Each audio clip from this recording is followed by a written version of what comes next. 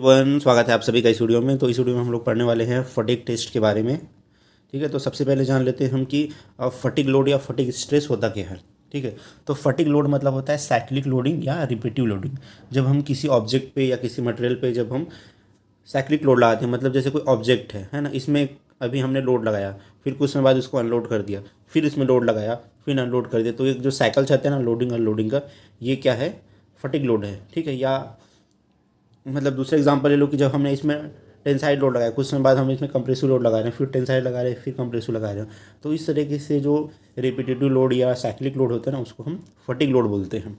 ठीक है, तो रियल लाइफ में अगर देखोगे तो मैक्सिमम जो मशीन्स होते हैं या डेली यूज़ में जो बहुत सारे मशीन्स पार्ट होते हैं ना, उसमें एक्चुअल में फटीग लोड ही लगता है। ठीक है, फॉर एग्जांपल के लिए जैसे ब्रिज का एग्जांपल ले लो, है ना, रेलवे ब्रिज या गाड़ियों की जो ब्रिज होती है, वहाँ पे जब गाड़ियाँ गुजरती है तो लोड लग रही है, और नहीं गुजर रही तो लोड नहीं लग रही है। ठीक है, इसके अलावा मशीन शाफ्ट ले लो, जब वो शाफ्ट जब किसी चीज़ को घुमाती है, मशीन को घुमाती है। ठीक है, साइकिल के एक्सल का एग्जाम्पल ले लो, साइकिल का जो पैडल है ना, गियर है, पंखे हैं, ठीक है, गाड़ियों के चक्के हैं, इन सब में क्या लग रहा है, साइक्लिक लोड लग रहा है, कभी लोड लग रहा है कभी नहीं लग रहा है। ठीक है, तो ये सब जो साइक्लिक लोड होते हैं ना, है ना, जनरली जो रियल लाइफ में ज़्यादातर साइक्लिक लोड ही लगता है।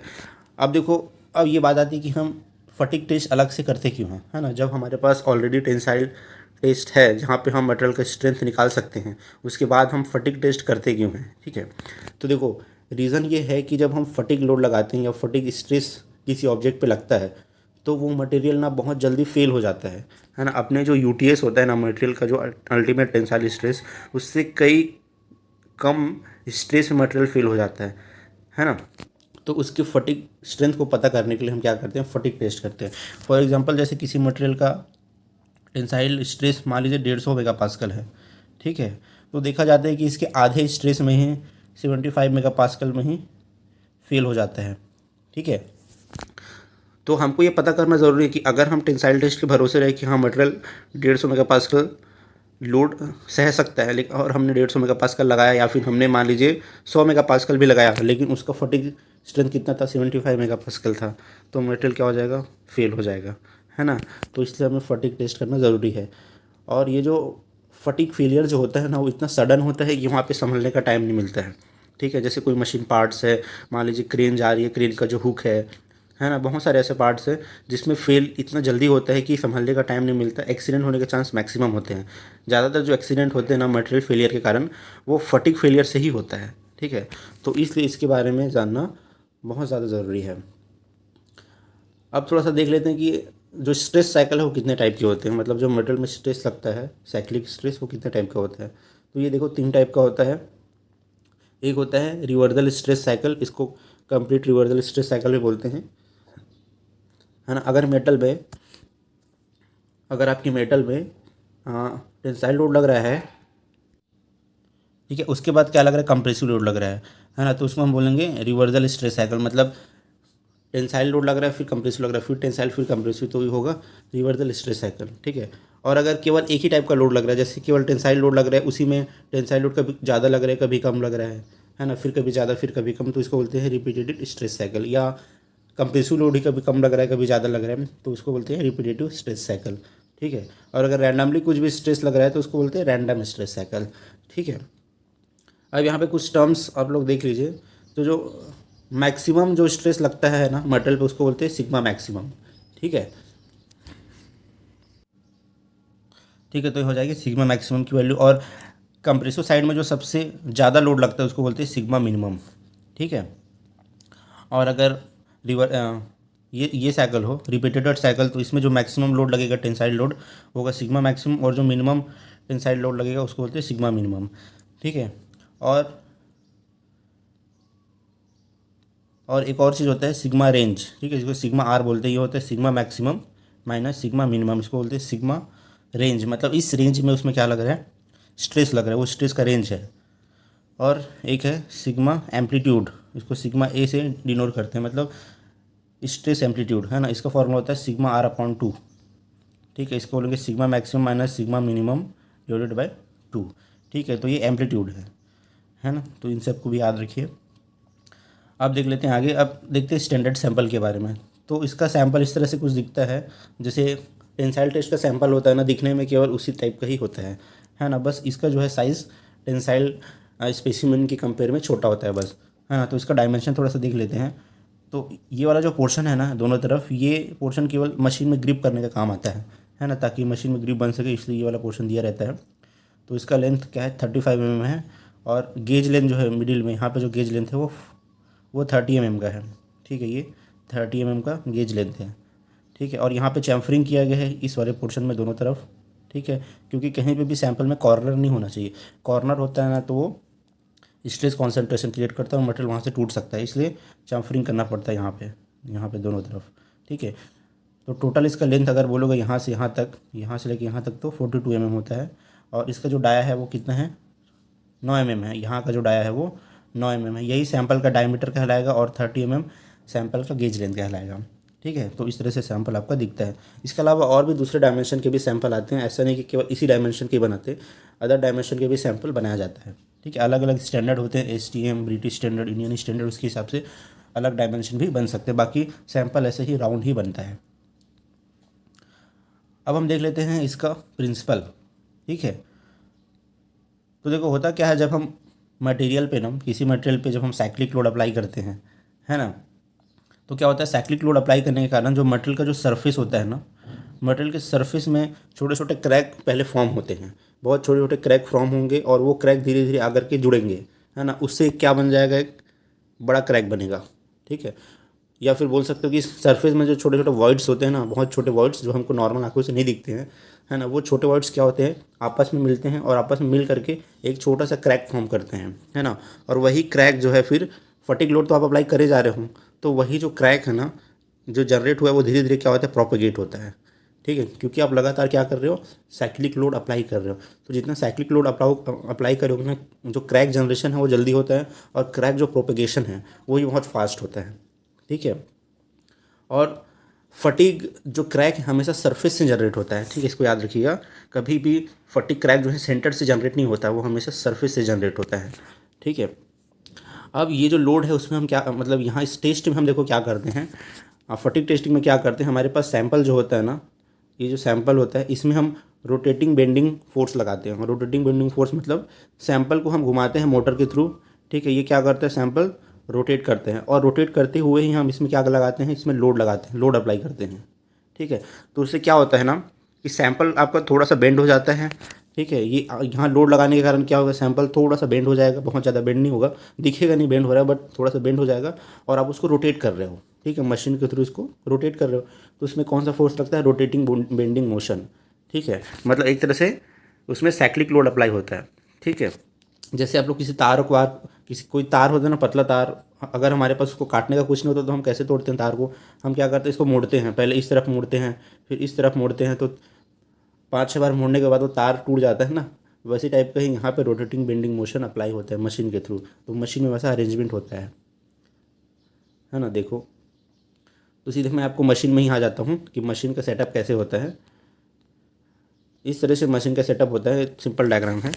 यहाँ पे देखो हमारा टेस्ट पीस है, ये अपना सैंपल है, सैंपल रखा हुआ है, और इधर ये किसके साथ कनेक्ट है, ये लोड बेरिंग के साथ कनेक्ट है। इसी में हम जो अपना सैंपल है ना उसको फिट करते हैं। यहाँ पे चक होता है, ठीक है, यहाँ पे नट बोल्ट का ऑप्शन दिया रहता है, यहाँ पे हम इसको फिट कर लेते हैं अपने सैंपल को, ठीक है, लोड बेरिंग में। अब इसी लोड बेरिंग के थ्रू क्या कनेक्ट रहता है, अपना लोड, ठीक है। वहाँ पे ऑप्शन रहता है लोड रहता है, उसको आप चेंज कर सकते हो, मैनुअली ही करना है, ऑटोमेटिक नहीं रहता इसमें, मैनुअली आप यहाँ पे अलग अलग लोड लगा सकते हो, ठीक है। जैसे 1 kg 2 kg 3 kg का आता है लोड, उसको आप लगा सकते हो अपने हिसाब से, है ना।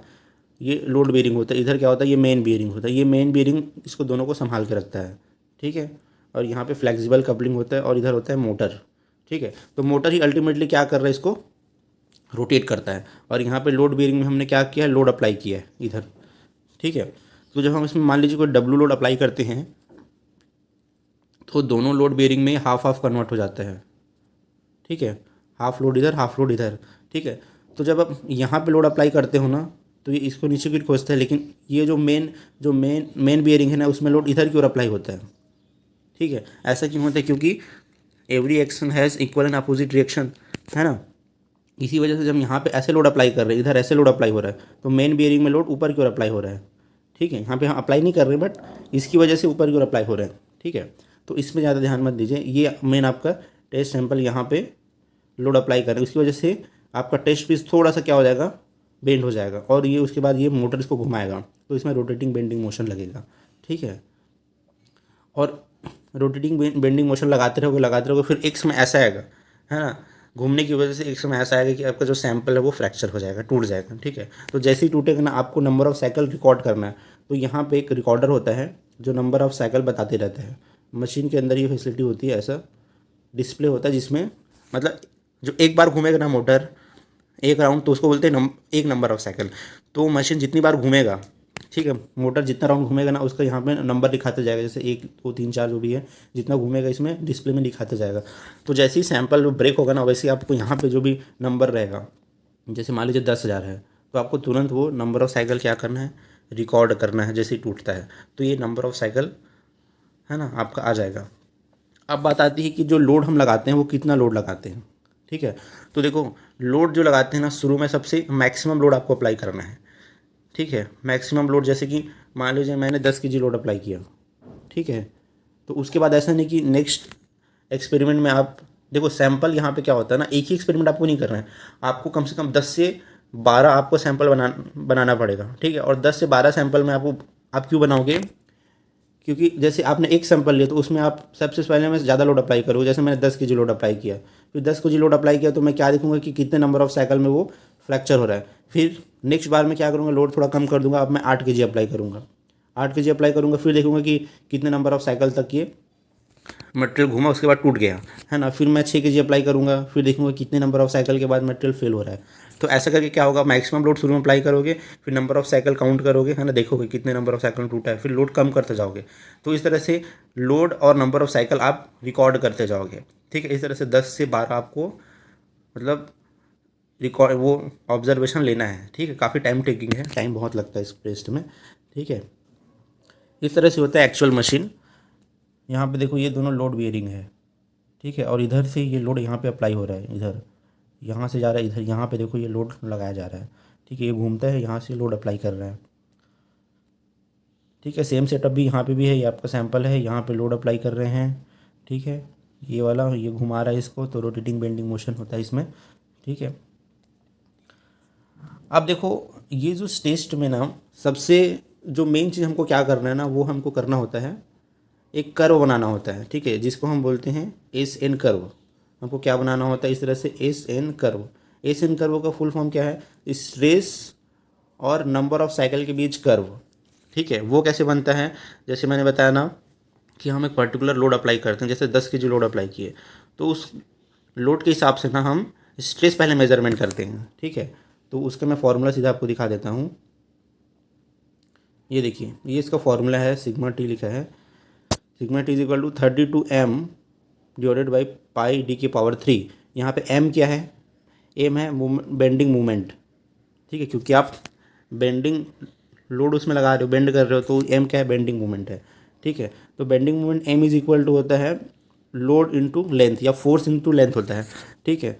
तो ये आपको m को आप रिप्लेस कर दो यहाँ पे 32 into WL divided by pi d की पावर 3, है ना। तो यहाँ पे W क्या है, जो लोड आप अप्लाई कर रहे हो, जैसे हमने 10 kg लोड अप्लाई किया, ठीक है, तो W की वैल्यू कितनी हो जाएगी, 10। ये L है, ये सैंपल का लेंथ है आपका, ये L क्या है, सैंपल का गेज लेंथ है, जैसे अभी 40 mm है ना, जो मैंने स्टैंडर्ड सैंपल आपको दिखाया। D क्या है, डायमीटर ऑफ सैंपल है, यहाँ पे जैसे 9 mm का हमने सैंपल लिया, ठीक है। तो यहाँ से आप क्या निकालोगे, स्ट्रेस निकालोगे, है ना। अब इस स्ट्रेस के फॉर्मूले में अगर आप ध्यान दोगे तो क्या है, आप तो सैंपल सेम डायमेंशन का बहुत सारा सैंपल में आ रहे हो, तो लेंथ और डाया तो वही रहेगा, बस W चेंज होता जाएगा, है ना। शुरू में आपको W ज़्यादा लेना है, ठीक है, क्योंकि शुरू में हम W मतलब लोड ज़्यादा क्यों लेंगे, ताकि मटेरियल जल्दी फिल हो जाए, उसके बाद उससे कम लेंगे, है ना। तो इस तरह से W यहाँ पे डालोगे ना लोड की वैल्यू, तो यहाँ से आपको स्ट्रेस कैलकुलेट कर लेना है, ठीक है। ये स्ट्रेस कैलकुलेट हो गया, उसके बाद नंबर ऑफ साइकिल तो आप मशीन से लोगे कि कितने नंबर ऑफ साइकिल मटेरियल टूट रहा है ना। तो इसमें हमको क्या मिलेगा, हर स्ट्रेस में एक नंबर ऑफ साइकिल मिलेगा, फिर जब स्ट्रेस चेंज करेंगे तो दूसरा नंबर ऑफ साइकिल मिलेगा, फिर स्ट्रेस चेंज करेंगे तो कुछ और नंबर ऑफ साइकिल मिलेगा, ठीक है। तो इसके बेस में हम लोग बनाते हैं एस एन कर्व, ठीक है,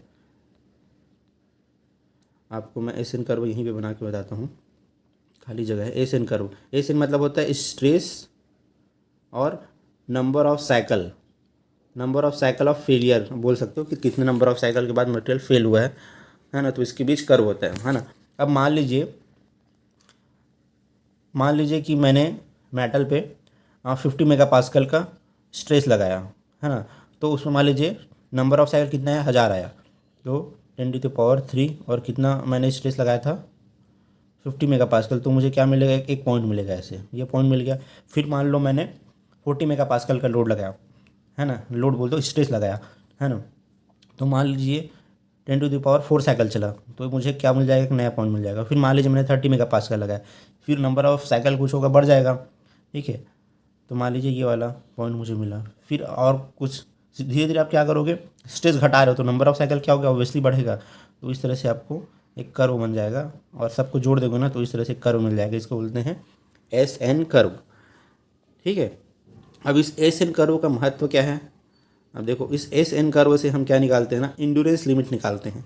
जैसे ये देखो, मान लीजिए ये एक कर्व बना, एक्सपेरिमेंट के बाद ऐसा एक कर्व बना, ठीक है ना, तो मैंने मतलब इतने नंबर ऑफ स्ट्रेस में ये नंबर ऑफ साइकिल, इस नंबर ऑफ स्ट्रेस में इतना साइकिल था, इस नंबर ऑफ स्ट्रेस में इतना साइकिल है, ठीक है। अब हमारा अल्टीमेट एम होता है एस एन कर्व बनाना। अब एस एन कर्व में हमको जानकारियाँ क्या क्या मिलती है, ये देख लो, देखो ये कर्व ऐसे जा रहा है, उसके बाद इधर स्ट्रेट हो जा रहा है, तो इस स्ट्रेट होने का मतलब क्या है, ये स्ट्रेट वाला लाइन ना, इसी को बोला जाता है इंड्योरेंस लिमिट, इसको क्या बोलते हैं हम लोग, इंड्योरेंस लिमिट, ठीक है। अब ये क्या इंडिकेट कर रहा है, इंड्योरेंस लिमिट, देखो ये चीज़ इंड्योरेंस कर ये मतलब इंडिकेट कर रहा है कि इस स्ट्रेस के नीचे, ये जो स्ट्रेट लाइन हो गया ना कर्व, इस स्ट्रेस के नीचे मटेरियल कभी फेल नहीं होगा, ठीक है, क्योंकि देखो ये लाइन स्ट्रेट लाइन हो गया और नंबर ऑफ साइकिल के पैरेलल हो गया, मतलब अगर आप इस स्ट्रेस के नीचे कोई स्ट्रेस अप्लाई करते हो मटेरियल में, साइक्लिक लोड अप्लाई करते हो इतना, तो ये कभी जाके फेल नहीं होगा, है ना, मतलब नंबर ऑफ साइकिल क्या हो जाएगा, इन्फिनाइट हो जाएगा, वो मतलब सेफ स्ट्रेस की वैल्यू हो जाएगी, जिसमें वो कंपोनेंट कभी फेल नहीं होगा, ठीक है, मतलब अपने लाइफ टाइम में वो कभी फेल नहीं होगा। इसलिए हम क्या निकालते हैं, इंड्योरेंस लिमिट। इंड्योरेंस लिमिट वो लिमिट है जिसके नीचे अगर आप स्ट्रेस लगाते हो तो मटेरियल कभी फेल नहीं होगा।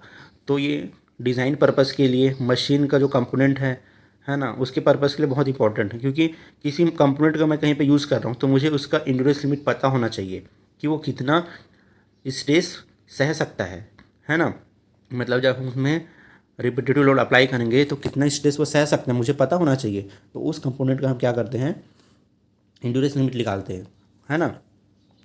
अब कुछ कुछ मेटल ऐसे भी होते हैं जिसका कोई इंड्योरेंस लिमिट होता नहीं है, वो मतलब वो कर्व नीचे की ओर ही जाते रहता है, चाहे आप 1 kg लोड भी अप्लाई कर दोगे ना, या 1 मेगापास्कल लोड भी अप्लाई कर दोगे ना, तब भी वो किसी न किसी नंबर ऑफ साइकिल में जाके ब्रेक हो ही जाता है, ठीक है। तो ऐसे मटेरियल का कोई फिक्स्ड इंड्योरेंस लिमिट नहीं होता है ना, तो ऐसे मटेरियल को आप कभी भी वहाँ पे यूज़ नहीं कर सकते जहाँ पे साइक्लिक लोड अप्लाई हो रहा है ना। तो इसके एग्जांपल बहुत सारे हैं, जैसे कि non ferrous metal, non ferrous जितने भी मेटल है ना, उसका कोई फिक्स्ड इंड्योरेंस लिमिट नहीं होता है, ठीक है। कॉपर, एल्यूमिनियम, जो भी आप ले लो, कोई फिक्स्ड इंड्योरेंस लिमिट इनका होता नहीं, इसलिए हम ऐसी जगह पे उपयोग नहीं करेंगे जहाँ पे साइक्लिक लोड अप्लाई हो रहा है, ठीक है। जनरली जो स्टील होता है ना, उसका एक फिक्स्ड इंड्योरेंस लिमिट होता है, ठीक है। ये इसका महत्व आपको पता चल गया। तो अल्टीमेट हमारा एम क्या होता है, एस एन कर्व बनाना, ठीक है। तो एस एन कर्व बनाने के लिए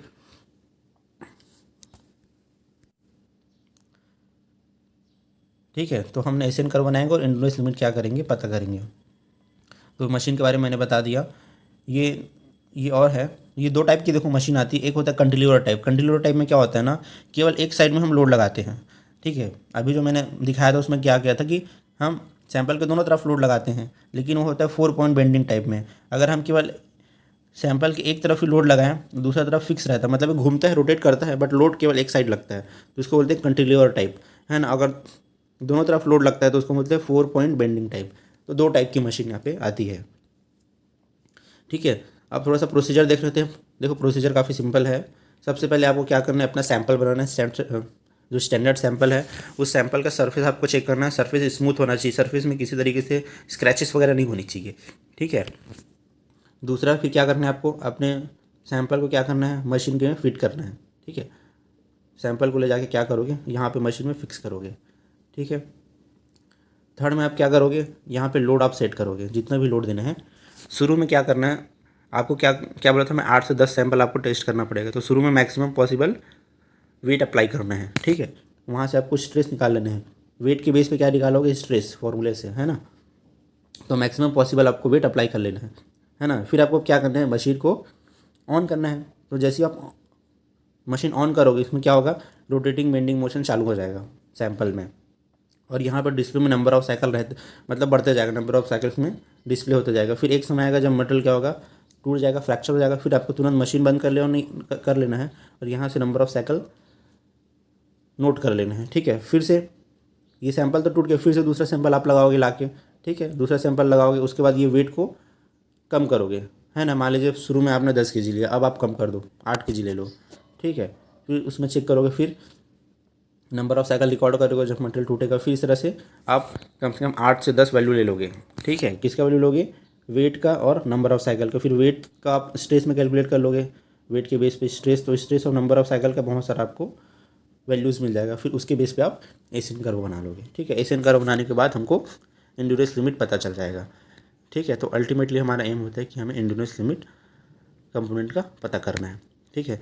तो इस तरह से होता है आपका फटीग टेस्ट। ठीक है। यहाँ पे देखो कुछ एग्जांपल दिया गया है, जैसे कि 1045 स्टील, यहाँ पे एक पर्टिकुलर इसका एक फिक्स्ड एंड्योरेंस लिमिट है। देखो कर्व अगर ऐसे जाके ऐसे स्ट्रेट हो जा रहा है ना, तो इसका एक फिक्स्ड एंड्योरेंस लिमिट है, या उसको फटीग लिमिट भी बोलते हैं, फिक्स है। लेकिन एल्यूमिनियम का देखो, एल्यूमिनियम लगातार नीचे जा रहा है, नीचे जा रहा है, नीचे जा रहा है, और एक समय बाद ये आएगा, ये फ्रैक्चर हो जाएगा। मतलब ऐसा कोई उसका लिमिट नहीं है जिसमें आप बोल सको कि उसके नीचे मटेरियल फेल ही नहीं होगा, ऐसा कोई लिमिट नहीं है। ठीक है। बट इस स्टील का एक लिमिट है, इसका लिमिट देखो कितना है, 300, ये यहाँ पे देखो 300 मेगा पास्कल, है ना। ये 300 न्यूटन पर पर मीटर स्क्वायर है ये।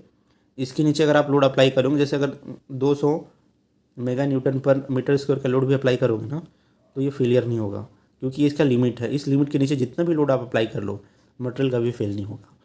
ठीक है। ठीक है। फिर ये था फटीग टेस्ट का वीडियो। आपको वीडियो कैसा लगा प्लीज़ कमेंट करके बताना, और कोई भी डाउट हो तो आप कमेंट सेक्शन में पूछ सकते हो। Okay, thank you so much, bye bye and God bless you all.